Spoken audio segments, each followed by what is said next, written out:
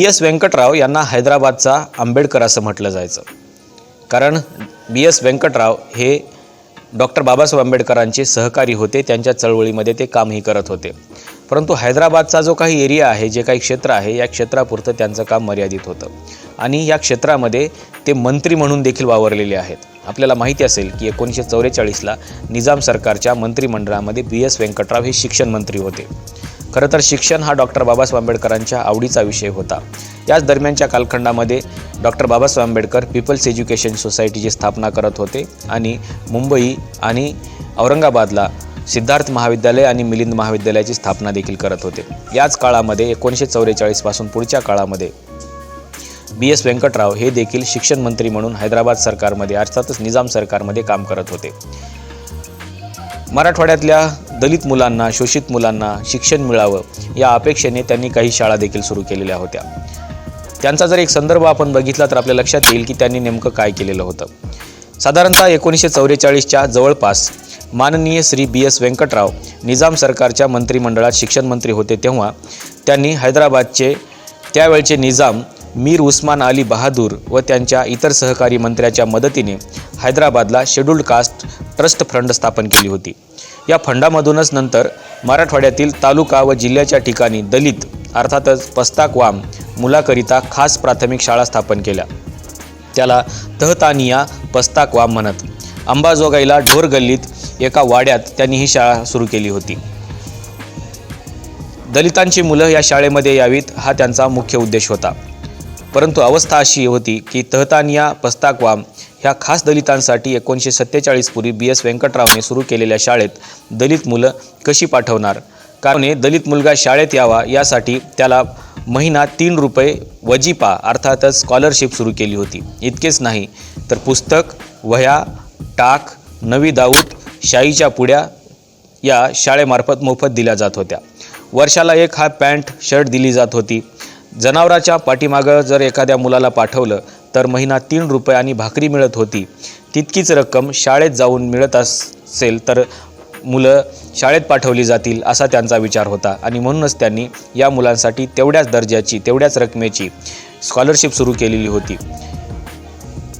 ही रक्कम जर आपण बघितली तर शेतात जे काम करतात त्यांना देखील एवढीच रक्कम मिळत होती, पण त्याच्या बदल्यामध्ये त्यांना फक्त भाकरी एक्स्ट्रा मिळत होती. पण याचबरोबर BS व्यंकटराव यांनी या 3 रुपयाबरोबरच त्या मुलांना इतर साहित्य देखील देण्याचं काम केलेलं होतं.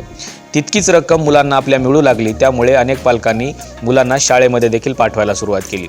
जनावराच्या मागे कुठे काट्याकुट्यामध्ये मुलांना कशासाठी पाठवायचं असा विचार करून लोकांनी मुलांना शाळेत पाठवायला सुरुवात केली आणि याचाच एक भाग म्हणून या परिसरामध्ये अर्थातच अंबाजोगाईच्या परिसरामध्ये ही सुरू केलेली शाळा, या शाळेमध्ये विद्यार्थ्यांची संख्या वाढू लागली. या विद्यार्थ्यांना मोफत शिक्षण दिलं जात होतं, स्कॉलरशिप दिली जात होती, शैक्षणिक साहित्य दिलं जात होतं. त्याचबरोबर त्यांना निवासाची आणि जेवणाची व्यवस्था देखील याच्या माध्यमातून केली जात होती.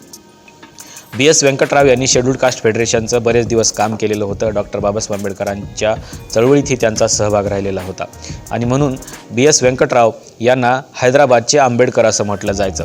याचं एकच उदाहरण आपण बघितलेलं आहे. अशी अनेक उदाहरणं आहेत, ज्या उदाहरणाच्या माध्यमातून आपल्याला असं दिसेल की डॉक्टर बाबासाहेब आंबेडकरांच्या चळवळीला साजेसं काम करण्याचं काम BS व्यंकटराव यांनी केलेलं आहे. आणि याचा संदर्भ जर आपण बघितला तर याचा संदर्भ प्राध्यापक गौतम गायकवाड यांनी लिहिलेल्या भीमयूथ व्ही.जी. आरख या पुस्तकामध्ये आलेला आहे.